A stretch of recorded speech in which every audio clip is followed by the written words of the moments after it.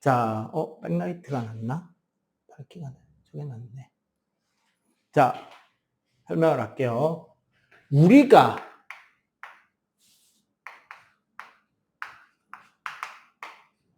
본다라는 말이 있잖아요. 무엇을 보다, 본다. 기본적으로 눈으로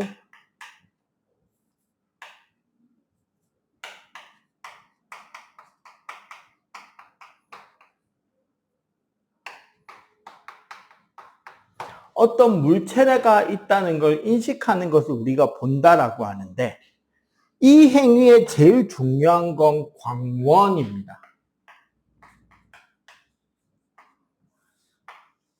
광원이란 어떤 것이다?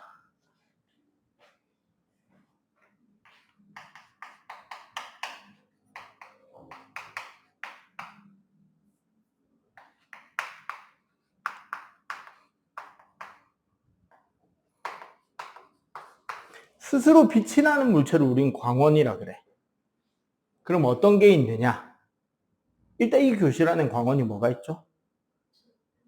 그치. LED 전등이 있고, 선생님 노트북 모니터가 있을 거고, 우리가 들고 있는 핸드폰에도 LED 조명과 화면이 있죠. 생태계에는 광원이 없나? 요즘에 보니까 축제하던데, 이제. 몇 군데서. 저기 용호동의 이기대 쪽에도 하고, 반딧불, 그 다음에 아귀, 우리가 아구라고 부르는, 그 다음에 오징어도 일부 그 발광형 박테리아를 가지고 오히려 다른 물고기를 꼬시기도 하고 그렇게 한다고 해요. 스스로 빛을 내는 물체를 광원이라 그러는데 이런 거야. 광원에서 나온 빛을 우리가 바로 눈으로 보면 이건 우리는 뭐를 본다? 빛을 본다라고 그래요. 혹은 그 광원을 바라본다라고 이야기를 하는 거고요. 대신에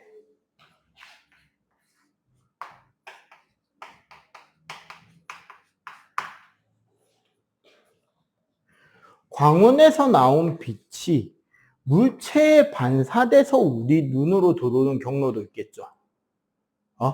이렇게 올 때는 우리가 뭐라 그러느냐? 우리는 이때를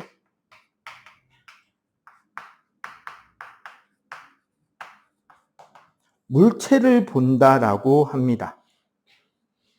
이해가 되죠? 자, 이렇게 되기 때문에 기본적으로 우리는 우리 눈에서 빛이 나는 게 아니라 눈은 빛을 받아들이는 기관이고 이를 통해서 우리는 물체를 보게 돼요. 그리고 이럴 때 우리가 거기에 물체가 있다라고 하는 물체를 보는 과정에서 일반적으로 그 빛은 다음과 같은 성질 세 가지를 가져요. 첫 번째가 직진합니다. 가장 과학적으로 설명하는 가장 빠른 것이 빛이에요. 빛보다 더 빠를 수는 없거든. 그리고 그렇기 때문에 그 빛은 가장 짧은 경로를 택해서 움직인다는 게 특징이 있어.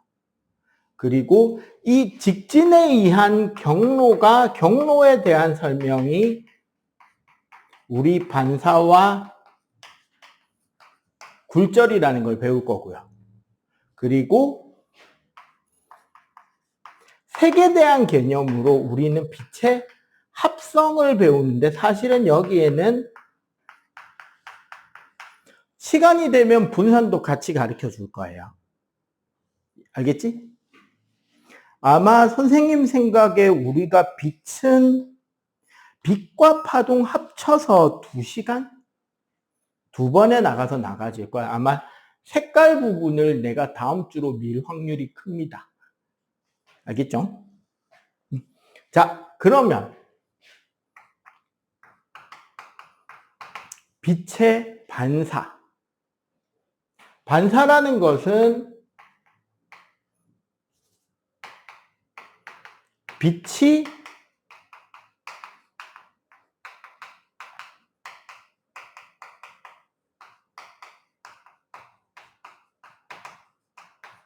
물체 표면에 부딪혀 그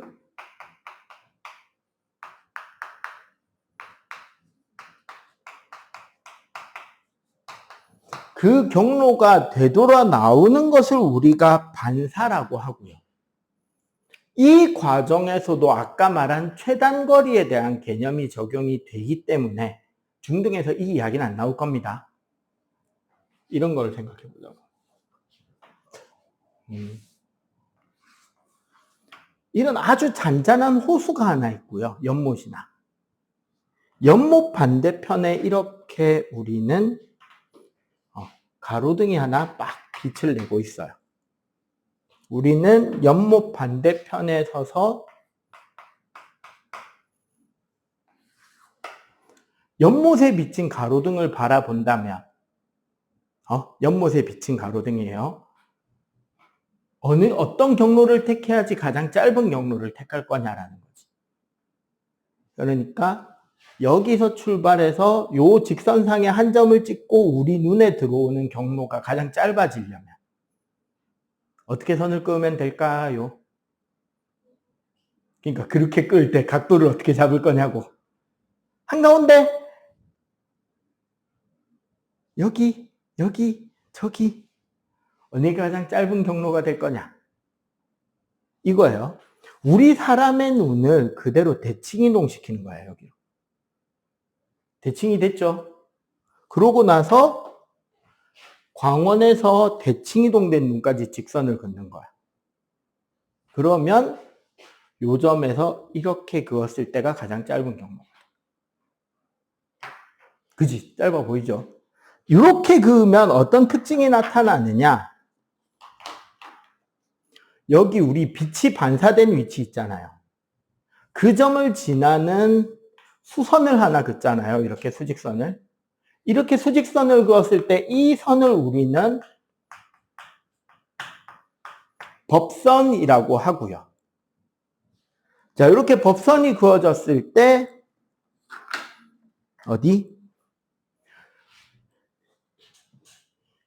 빛이 들어오는 경로와 법선의 요쪽 사이각을 입사각, 법선과 반사돼 나가는 빛 요 사이의 요쪽 각을 우리는 반사각이라고 하는데, 기하학적으로 보면 입사각의 크기와 반사각의 크기는 항상 어떻게 된다? 같게 되죠. 입사각과 반사각의 크기가 같다라는 것을 우리는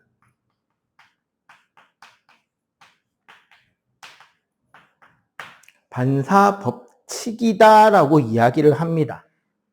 현재 우리 요 책에는 지금 좀 빠졌는데, 이 반사 법칙으로 인해서 같이 이야기를 하는 게 두 가지가 있어요.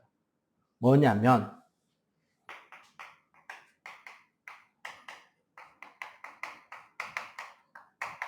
거울을 배우기 전에 요 개념부터 좀 배우고 가요.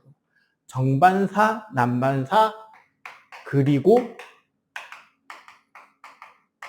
상이라는 개념.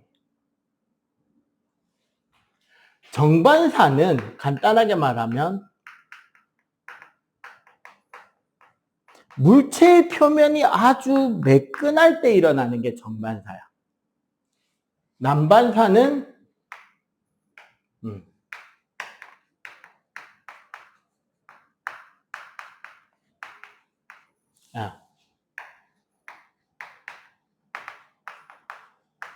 매끈하지 않은 표면에서 일어나는 게 난반사입니다. 어떤 차이가 있냐면요. 자, 여기 봐봐. 표면이 아주 매끈하잖아. 이런 매끈한 표면에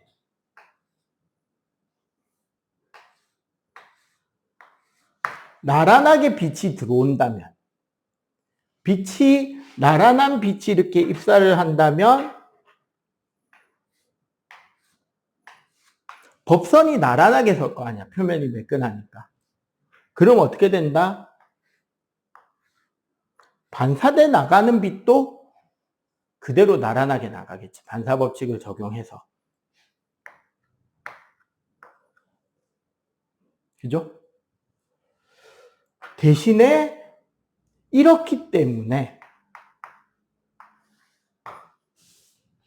매끈한 평면에 여기 요런 어떤 물체가 하나 놓여져 있었다면 여기서 빛의 경로가 이렇게 빛이 나갈 거 아니야. 반사 광원에서부터. 자, 그때 법선을 잡아주면 반사돼 나가는 빛은 여기는 요 정도 각도로, 여기는 요 정도 각도로 이렇게 반사돼 나가겠죠? 작도가 조금 요 정도 각도. 그러면 요 반사되는 빛의 요 반사돼 나가는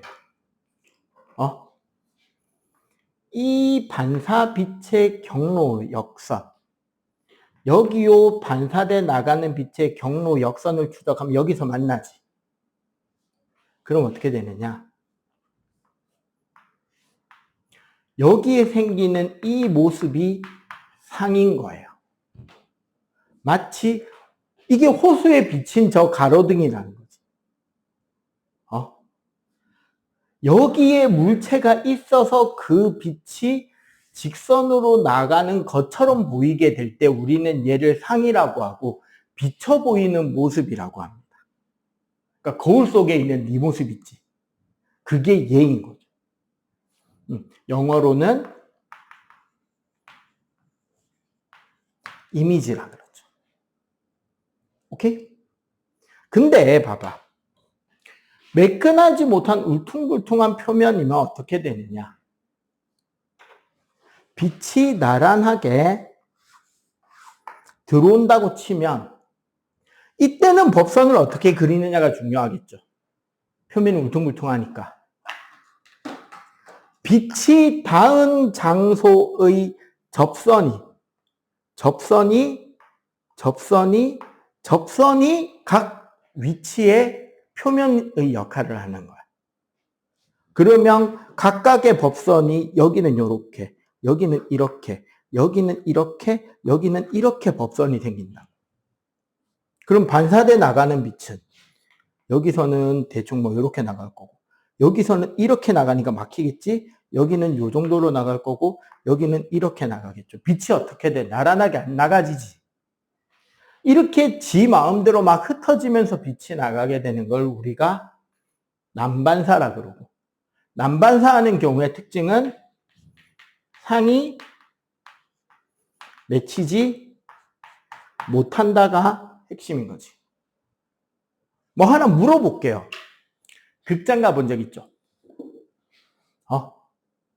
극장에 스크린 걸려 있잖아. 그지? 그거 정반사계, 난반사계? 난반사예요. 왜?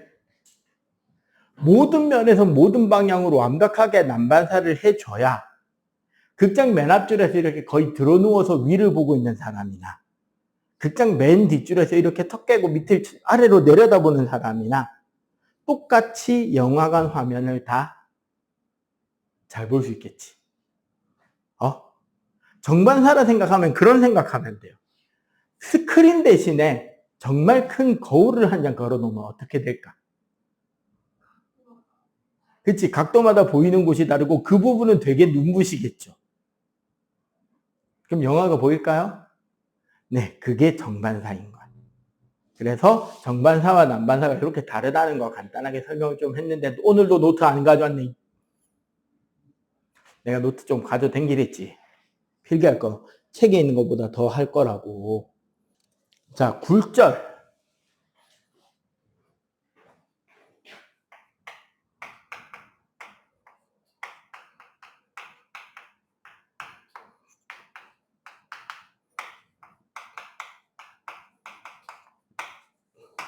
자, 빛이 진행하는 속력은요.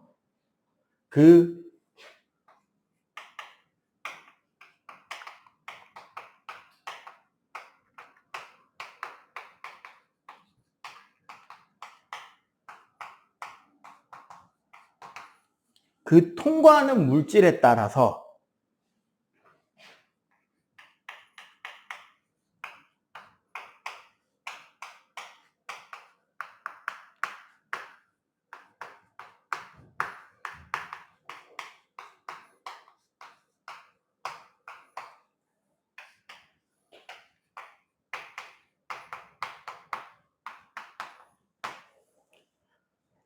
진공의 속력이 가장 빠르고요. 빛은 중간에 다른 물질이 있으면 물질이 있는 만큼 느려져요. 그래서 진공, 공기, 물, 유리, 다이아몬드 순으로 점점 느려지는데 그에 따라서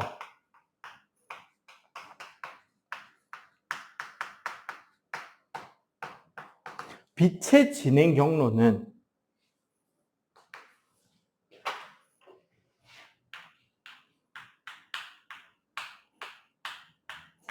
조금이라도 더 느린 쪽으로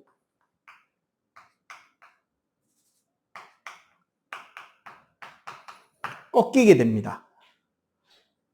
수학 지금 어디 한다 그랬지? 네가 1학년 2학기 거 한다 그랬지? 그럼 공식은 패스. 좀 더 느린 쪽으로 꺾입니다. 공식은 고등과정 가서 배웁시다. 우리 나중에 배우고 나서. 그러니까 어떻게 되느냐? 요거 생각해 볼까요? 여기가 공기고 여기가 물이라면 공기 쪽이 더 속력이 빠르잖아. 그러면 여기서 빛이 공기에서 물 쪽으로 빛이 이렇게 진행돼 왔다고 생각해 봅시다. 그러면 아까도 우리가 배운 뭐가 생긴다?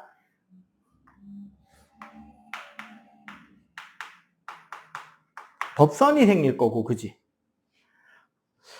그러면 이제 이 뒤에 어떤 일이 일어나느냐? 이 들어온 빛의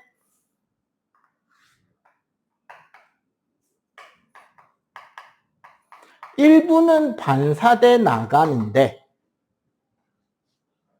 이때 요쪽 입사각의 크기를 세타1이라고 한다면 여기 반사돼 나가는 요쪽 각도도 얼마가 된다? 세타1이 되겠지. 그런데 봐봐. 물이 느리잖아. 그럼 원래대로면 그 경로는 우리 빛이 들어온 경로 따라서 이 점선 따라 이렇게 가야 될 것 같잖아. 근데 어느 쪽으로? 더 느린 쪽. 공기가 느려요? 물이 느려요? 물이 더 느리지. 약간 여기서 물 쪽으로 이렇게 꺾이게 된다는 거. 요게 요쪽 각이 세타2가 되는데 이때 어떻게 된다? 공기에서 빛의 속력을 V1이라고 한다면 입사 광선의 속력을 얘 사실 광속이죠. 그냥 거의 광속입니다. 공기랑 진공은 같다고 쳐요. 중등까지. 여기 반사돼 나가는 빛의 크기도 얼마? V1인데 여기서 더 느린 V2로 가고 그 과정에서 V1이 V2보다 빠르기 때문에 세타1도 세타2보다 크게 나온다. 요 정도만 기억해 주면 좋아요. 원래는 저게 중학교 3학년 내지 고등학교 수학에 나오는 삼각함수라는 개념이 있거든. 직각삼각형에서 각 변의 길이의 비율을 각도로 설명해 놓은 게 있단 말이야. 그거의 비율하고 같다가 뭐 그렇게 나오는데 우리는 아직까지 그거 안 배웠으니까 수학에 그냥 요 정도만 기억해 주면 돼. 이렇게 꺾이는 현상 때문에 근데 이게 재밌는 게 빛이 우리가 여기 예를 들어 여기에 물고기가 있다면 실제로 우리가 물고기를 어떻게 본다? 여기로 나온 빛이 요 경로를 따라서 그대로 이렇게 나올 거 아니야. 각도의 차이가 속력의 차이 때문에 생기는 거라서. 근데 우리는 어디에 있는 걸로 본다?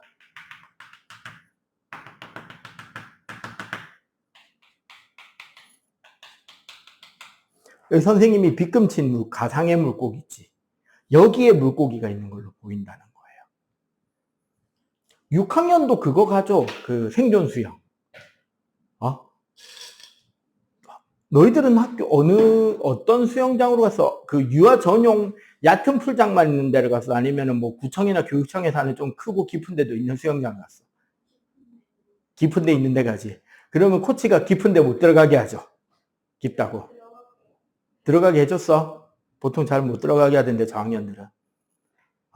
못 들어가게 하면 꼭 반에서 나름 키 좀 크고 까불랑거리는 남자애들이 뭐를 해요? 미끄러지는 척 하면서 어른용 풀장에 몸을 담그죠. 그 배경에는 뭐가 있냐면 안 깊어 보여, 밖에서 보면. 그지? 근데 실제로 들어가 보면 어떻다? 깊어 보이죠. 요거랑 똑같은 거야. 밖에서 보면 여기가 수영장 바닥으로 보이는 거야. 실제 수영장 바닥은 어딘데? 여기인데. 그러니까 밖에서 보는 깊이, 실제 깊이의 차이가 생긴다는 거지. 굴절 때문에. 이런 것들 때문에 생기는 게 우리 찻잔 안에 있는 동전이 더 떠올라서 보이고, 물고기 위치도 더 떠올라서 보이고, 뭐 이런저런 여러 가지 다양한 현상들이 생깁니다. 그래서 우리나라 속담에도 있어. 얕은 냇가도 깊게 건너라. 무슨 소리다? 특히 여름철이 되고 계곡물이나 이런 데 놀러 가면 밖에서 보면 계곡물이 별로 안 깊어 보인단 말이야. 근데 잘못 들어갔다가는 어떻다? 발도 안 닿는 그런 깊은 물일 수도 있다는 거지. 특히나 물이 깨끗하니까. 이런 것들이 전부 다 뭐에 의한 현상이다? 굴절에 의한 현상이다. 그리고 저기 신기루, 아지랑이. 신기루나 아지랑이 본 적 있어? 저기 아스팔트 도로 쫙 직선으로 이고 차 없는 데서 가끔 보여요. 뭐냐면 이렇게 넓은 광장 같은 거 있잖아. 저기 영화의 전당 앞에 널찍한 땅이나 이런데. 여기가 너무 뜨거우면 열이 이렇게 올라오잖아. 그러면 여기 공기 온도랑 여기 공기 온도가 다르고 밀도가 다를 거 아니야. 그럼 어떻게 보이느냐? 여기에 서서 보는 사람 입장에 여기 깃발이 이렇게 하나 멀리 꽂혀 있다고 생각해 보면 깃발에서 그냥 쭉 오는 빛은 보여.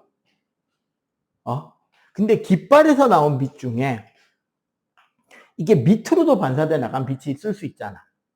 근데 이게 밑으로 나간 빛의 일부가 이렇게 휘어져서. 왜? 여기는 공기가 너무 뜨거워서 빠르고 여기는 상대적으로 공기가 시원해서 상대적으로 느리단 말이에요. 빛의 속력이. 그럼 느린 쪽으로 이렇게 휘는 거야. 그럼 사람은 어떤 착각을 한다?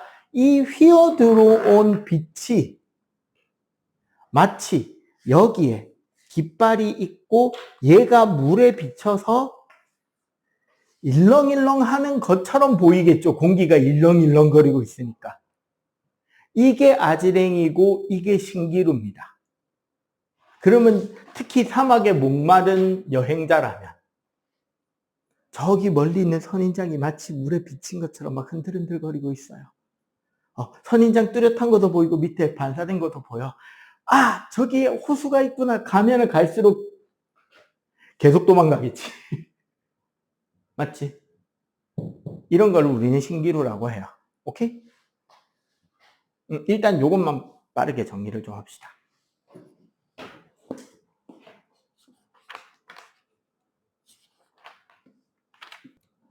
자, 봅시다. 빛. 거울하고 렌즈예요.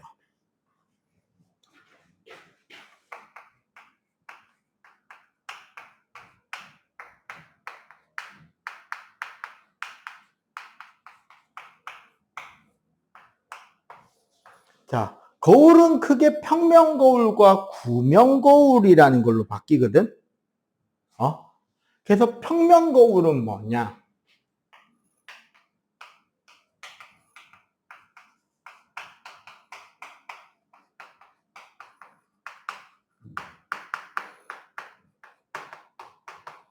물체의 크기랑 똑같은 크기로 상이 맺힙니다. 거리하고 상관없이요. 그리고 물체에서 거울까지 거리와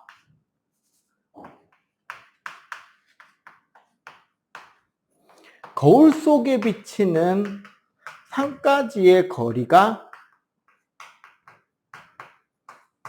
똑같이 나옵니다. 대신에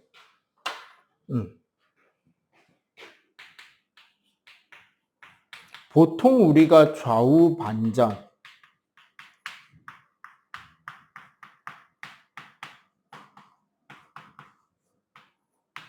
데칼코마니라는 이야기를 많이 하게 돼요. 자, 이런 거야.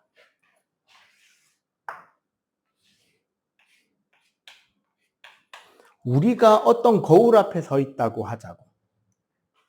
땅이 왜 비스듬해? 땅 수평으로. 서 있다고 봅시다. 거울이 수직으로 돼 있고. 그러면 어떤 상이 맺히느냐? 우리 머리끝을 기준으로 거울에 수직으로 들어가는 빛 하나랑 어디가 또 기준이 되냐면 여기 있죠. 여기로 가는 빛 하나를 잡는 거야. 그러면 반사돼 나오는 빛은 거울에 수직으로 들어온 빛은 그대로 반사돼서 돌아가죠.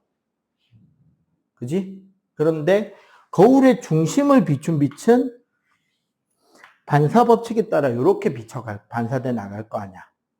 그러면 어디서 만난다? 이 두 선은 이렇게 해서 여기서 만나겠지. 그래서 또 요건 위에서부터 출발했네요.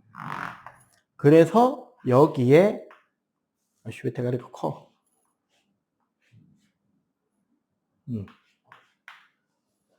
나랑 크기가 똑같은 뭐가 생긴다? 여기에 이렇게 상이 맺히는 거야. 키도 이렇게 보다시피 크기가 같고 뭐가 똑같다? 요 거리와 요 거리도 똑같다. 좌우만 반대가 된다. 그 좌우 반대라는 게 이런 거예요. 무슨 소리냐? 봐봐.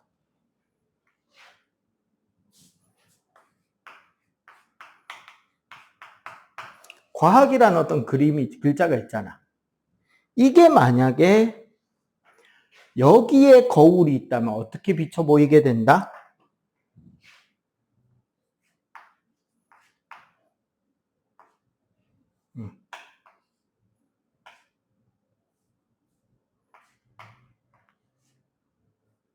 대충 이렇게 보이겠지. 반대로 쓰려니까 글자가 그렇게 파이네. 그죠? 만약에 거울이 여기에 이렇게 있다면, 가로로 거울이 있었다면 어떻게 보인다? 그치? 얘를 접었다가 그대로 편다라고 생각하면 돼. 대칭이 되게.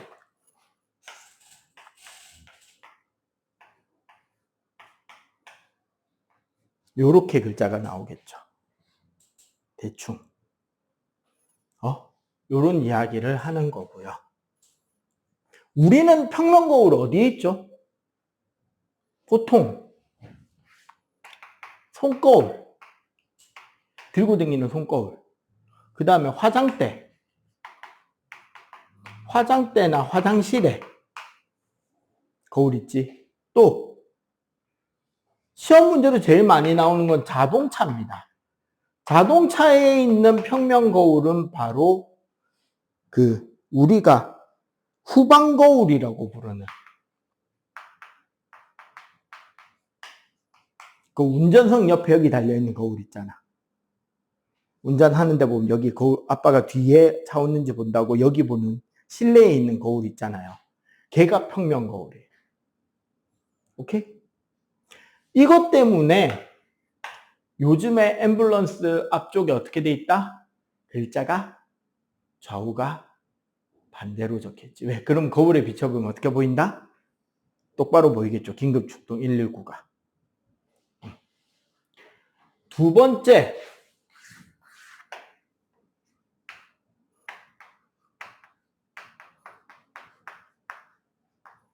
구면 거울이라는 게 있습니다. 이건 무슨 소리냐? 거울의 표면이 구의 일부분처럼 생겼다는 거예요.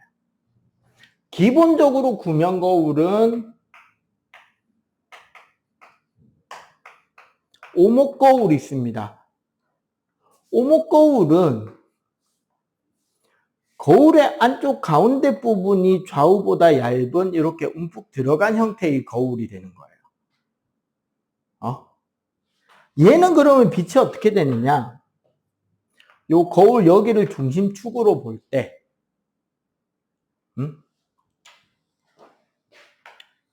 나란하게 들어오는 빛들은 거울에서 반사돼서 한 점에 모이거든. 우리는 이 점을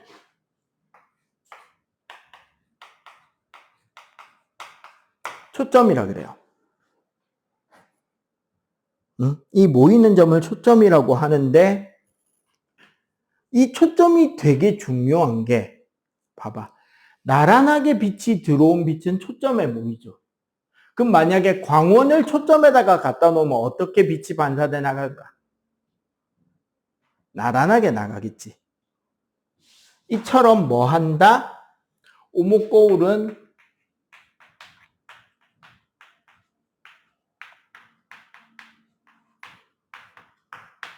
빛을 모아주는 거울이 되겠죠. 그지? 자, 그래서 어떤 특징이 있냐면, 여기 거울 중앙점을 거울이라는 뜻에서 M을 적고요. 미러. 여기를 초점이라는 뜻에서 F를 적어요. 그럼 여기 초점의 2배가 되는 거리, 여기 EF에도 위치가 하나 잡히잖아. 맞지? 왜 이렇게 하냐면, 오목거울은 물체가 어디에 있느냐에 따라서 보이는 모습이 바뀌는 게 핵심이에요. 첫 번째, M에서 F 사이. 여기를 우리 중학교 때는 가까운 물체라고 하고요. 두 번째, FV. 사실 중등에서는 요거 안 가르칩니다. 그래서 얘는 세모 정도로만 알고 있읍시다. 세 번째는 F에서 EF까지. 여기를 우리는 거울에서 멀다라고 해요. 그리고 네 번째 역시 EF상의 위치. 그리고 다섯 번째 EF보다 멀 때 우린 여기를 매우 멀다라고 이야기를 하거든.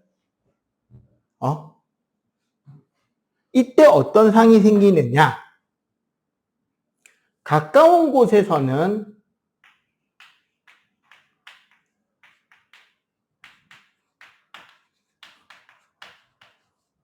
똑바로 서 있는데 확대가 됩니다. 크게 보여요. 근데 뒤집어지지는 않아요. 두 번째 거는요, 상이 안 맺힙니다. 평행선이 돼버리기 때문에. 세 번째 거는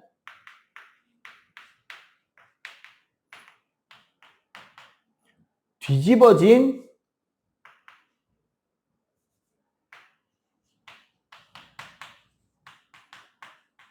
확대된 상이 생기고요. EF의 위치에서는 뒤집어진 등배, 같은 크기인데 뒤집어진 상이 생깁니다. 여기서는 크기가 작고 뒤집혀서 보여요. 오케이? 얘는 빛을 모으는 성질이 있기 때문에 어디에서 쓰느냐? 어디에 이 거울이 있는 것 같아요? 얘 C. 빛을 모아주는 거울. 여기 책이 없으니까 내가 물어보겠죠?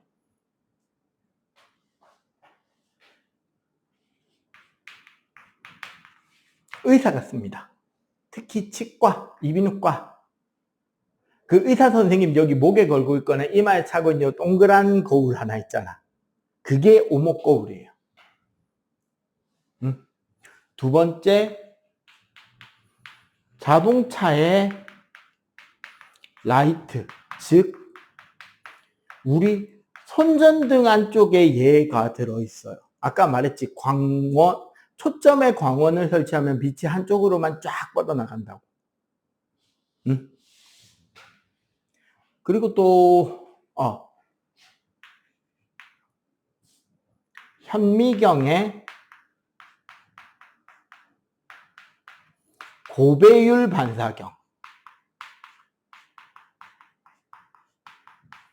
물론 요즘에 이제 여러분들이 학교에서 이제 보게 되는 현미경은 밑에가 거울로 되어 있는 게 아니라 대부분은 광원장치, 즉 밝기를 조절할 수 있는 조명이 들어있는 거잖아요. 옛날엔 거기 거울 달려 있었거든. 근데 거울이 한쪽은 평면 거울, 한쪽은 오목 거울이었어요. 관측하는 배율 을 높이기 위해서는 오목 거울로 했어야 돼. 왜 확대시키다 보면 점점 어두워지거든. 그런 것들이 있었고요. 두 번째, 블록 거울. 가운데가 더 두꺼운 거울이라, 그죠? 이번에는.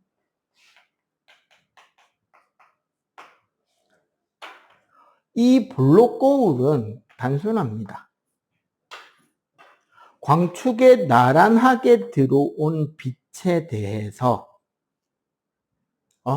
마치 이쪽에 우리가 초점이라고 하는 가상의 점이 있단 말이야. 이 점에서 빛이 나가는 것처럼, 이 점에서 빛이 나가는 것처럼 반사를 시켜줘요. 이해가 돼? 그래서 이 블록 거울은 어떤 성질이 있다? 빛을 퍼뜨려주는 성질이 있고요.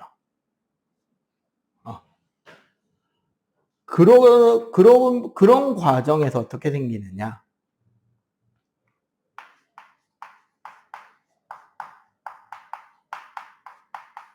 거리에 상관하지 않고요. 무조건 얘는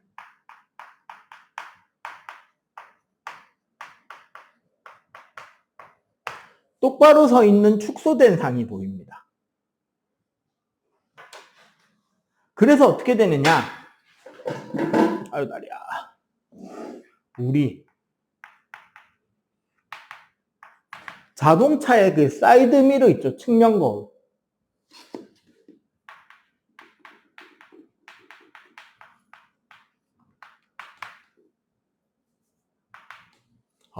그 다음에 마트나 편의점 도둑 감시할 때 쓰는 거. 편의점이나 마트 가면 저기 구석구석에 동그란 거울이 천장에 매달려 있잖아. 그 다음에 우리 아파트 주차장에 보면 동그란 거울이 있어요. 거울 꺾이는데. 왜? 반대편에 차 오는지 보라고. 여기에 똑바른 축소상 때문에 나오는 문구도 하나 있어요. 뭐라 적혀 있느냐?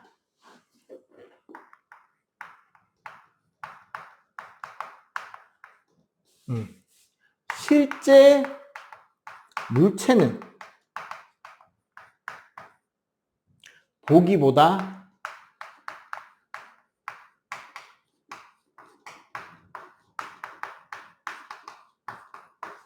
가까이에 있으니까 조심하세요 라는 경고 문구가 붙어 있습니다. 오케이? 필기. 얘 렌즈만 하면 되겠구나. 자, 렌즈 역시 동일합니다. 이쪽부터 설명할게요. 아까 필기해 놓은 게 아까워서. 렌즈는 우리가 기본적으로 볼록 렌즈와 오목 렌즈가 있어요.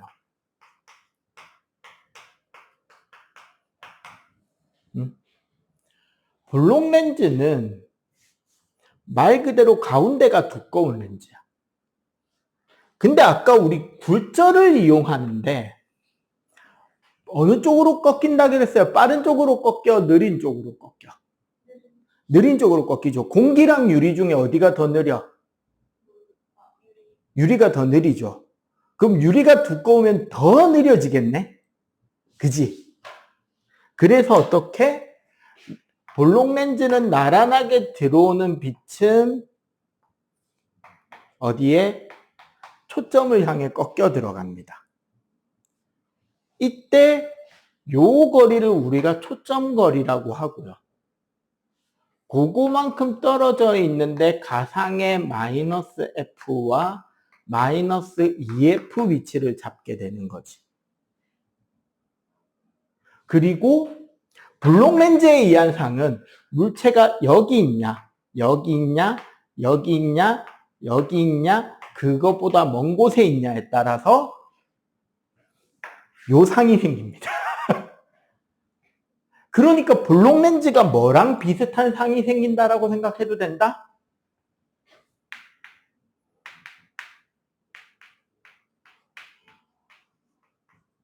오목 거울과 비슷하다고 봐도 되죠. 둘 다 뭐 하는 도구다? 왜 이렇게 된다? 둘 다?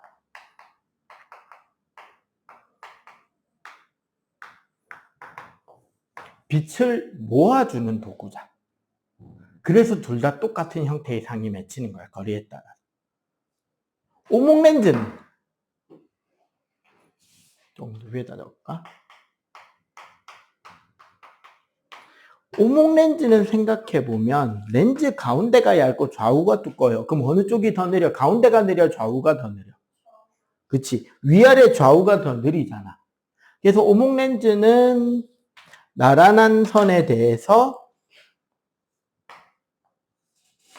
빛이 이렇게 퍼지는 효과가 나요. 그리고 그렇기 때문에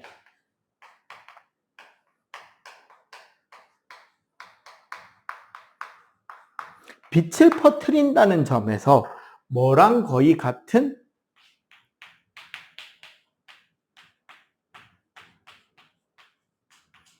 볼록 거울과 같은 형태의 상이 맺히게 되겠죠. 축소되고 똑바른 상이 생깁니다. 지금 네가 끼고 있는 드림 렌즈, 그리고 아마 드림 렌즈를 끼고 있다는 거는 눈이 그렇게 좋은 편은, 완전히 좋은 편은 아니고 이제 안 좋아지려는 기색이 보이고 있는 거고, 맞죠? 이대로 나빠지면 어른 되면 라식이나 라섹해야지 라는 생각도 갖고 있겠죠. 선생님이 중2 때부터 안경 꼈거든? 생각해보니까. 중2 때까지는 안경이 안 꼈는데.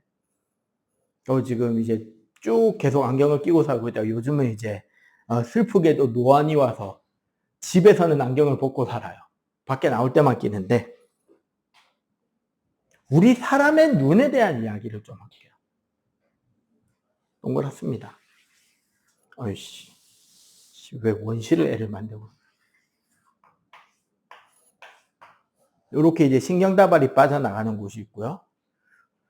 우리 사람 눈은 이 앞에 딱 하나의 볼록 렌즈, 수정체라는 렌즈 한 장을 가지고 이 렌즈의 두께를 두껍게 했다 얇게 했다 조절함으로써 초점을 맞추는 게 우리 눈이에요. 그리고 이 수정체의 두께를 변화시키기 위해서 수정체 부근에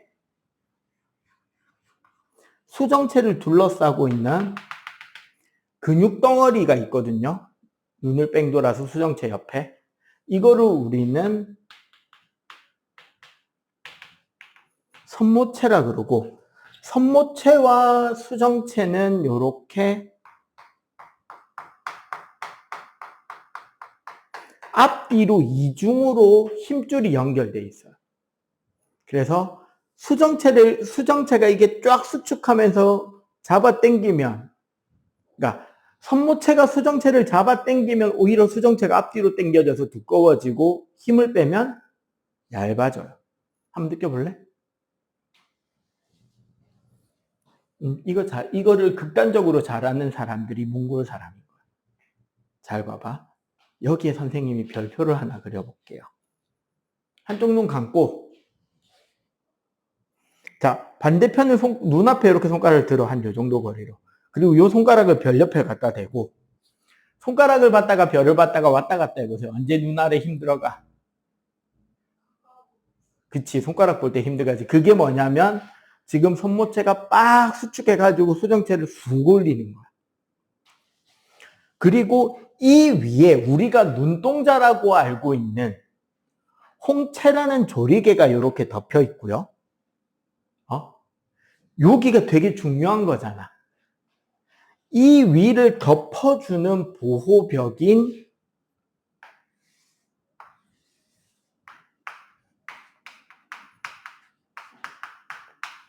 각막이라는 막이 한 겹이 있어요. 이 각막도 느낄 수 있어. 우리가 눈 감고 여기 눈꺼풀에 손가락 올린 뒤에 눈을 막 움직이면 거기 렌즈 하나 들어있는 게 움직이는 것처럼 느껴진단 말이지. 그 부분이 사실은 뭐다? 저 각막입니다. 이게 밖에서 들어온 빛은 밖에서 우리가 빛을 봤잖아. 그러면 이 볼록렌즈를 통과해서 여기 제일 안쪽에 있는 막을 망막이라고 하거든요. 여기에 상이 딱 서야 되는 거야. 실제로는 상하좌우가 뒤집혀서 이렇게 상이 맺히는데 요게 딱 맺히면 정상시력인 거예요. 근데 문제가 하나 있어. 우리들 젊은 사람들은 너무 멀리 있는 걸 볼 일이 없어요. 가까이 있는 것만 많이 본단 말이야. 그럼 무슨 문제가 생긴다? 지금 여러분들 몸은 지금 잘하고 있잖아. 근데 잘하는 동안 계속 가까운 것만 보면서 잘하는 거야. 그럼 수정체가 정상 두께보다도 더 두꺼워진 채 멈추는 거야. 계속 생장이 일어나. 그렇게 해서 두꺼워지면 무슨 문제가 생길까? 수정체가 너무 두꺼우니까. 네. 망막까지 못 가고 너무 두꺼워지면 요 앞에 상이 맺히는 거야. 여기에 상이 맺히는 걸 우리는 근시라 그래요. 수정체가 너무 두꺼워서 그런 일이니까 수정체 기능을 떨궈주는 도구를 넣으면 되겠지. 그래서 근시는 요 앞에다가 어떻게 한다? 오목렌즈를 놓으면 빛이 이렇게 퍼질 거 아니야. 맞죠? 이렇게 퍼지게 되는 효과로 이 근시상을 망막까지 밀어줄 수 있게 됩니다. 이거를 얼마나 밀어야 되는지 계산하는 게 본 적 있을 거예요. 어떤 기계에 턱 대고 눈 크게 뜨고 쳐다보고 있으면 저 멀리 초원 위에 그림으로 된 집이 하나 있거나 그 열기구 그 비행선이 하나 둥실 떠 있죠. 그러고 기계로 디디디디디 막 하면서 왔다리 갔다리 하잖아. 그거 여기에 상 맺히는지 쳐다보고 있는 거예요. 그리고 이제 선생님이 아까 말한 노안, 슬픈 현실입니다. 나도 벌써 오더라고. 나이가 돼서. 저 손모체에 힘이 들어가서 수정체를 두껍게 한다 그랬잖아. 나이가 들면 힘이 안 들어가. 그럼 수정체가 원하는 만큼 두꺼워진다, 안 두꺼워진다? 안 두꺼워지니까 상이 요 뒤에 와서 맺히는 거예요. 이거를 우리는 원시, 그게 나이 때문에 생기면 노안이라고 합니다. 그럼 얘는 오목렌즈랑 반대 효과를 내서 당겨와야 될 거 아니야. 그래서 이 앞에 오목렌즈 대신에 뭐를 꽂는다? 볼록렌즈를 꽂으면 빛이 이미 모이면서 우리 눈으로 들어가겠지. 그치? 그러면 얘가 어떻게 앞으로 올 수 있는 거야. 요게 근시와 원시고요. 네가 끼고 있는 드림렌즈는 그럼 어떤 기능인지 혹시 의사 선생님한테 설명 들었어? 난시는 뭐냐면 이 앞에 각막이 자라는 동안 두께가 균일해야지 상이 깨끗한데 어디는 좀 더 두껍고 어디는 좀 얇고 하는 왜곡이 생길 수가 있어. 선생님도 난시 되게 심하거든. 그러면은 그게 두꺼운 그 결의 방향이 어느 쪽이냐에 따라서 각도를 좀 다르게 처방을 해서 알을 넣어야 된단 말이야. 근데 지금 너희들은 뭐 하는 중이다? 눈이 자라는 중이죠. 그래서 밤에 잘 때 하드렌즈를 여기 각막을 눌러주는 형태로 넣는 거야. 그러면 자는 동안 하드렌즈가 각막을 쭉쭉 펴주면서 마치 라식이나 라섹 수술을 받은 것 같은 효과를 내주는 거예요. 일시적으로. 완전하진 않아요. 근데 그게 눈이 나빠지는 거를 좀 천천히 보정해 줄 수 있는 기능이 있어서 이제 돈 비싸게 쓰고 있는 거. 그럼 라식이나 라섹 수술은 로봇에게 네 눈을 맡겨서 저 앞에 각막을 깎아내는 거야. 깎아내거나 아니면 속을 좀 파내거나 혹은 안에 렌즈를 넣고 덮거나 다양한 방법을 통해서 굴절을 맞춰주는 눈을 가지게 하는 것을 라식이나 라섹이라고 합니다. 선생님은 할 생각이 아직은 없어요. 선생님 사촌형이 되게 일찍부터 수술을 받은 케이스인데 90년, 한 30년 전에 받았거든. 수술 잘 됐어요. 지금도 1.0이 넘어요. 근데 나는 할 생각이 없어요. 선생님 사촌형은 그 당시는 대학생이었는데 의대 공부하는데 눈이 너무 나빠서 불편해서 받은 거고, 아직은 안 불편해서 그냥 안경 끼고 살 겁니다. 오케이? 자, 그러면 지금 뭐 하시느냐? 뒤에 저기 핵심 자료 있잖아요. 색깔 빼고 다 했거든요. 색깔은 다음 주에 파동할 때 할 거라서 핵심 자료 1번부터 5번까지 한번 해보세요.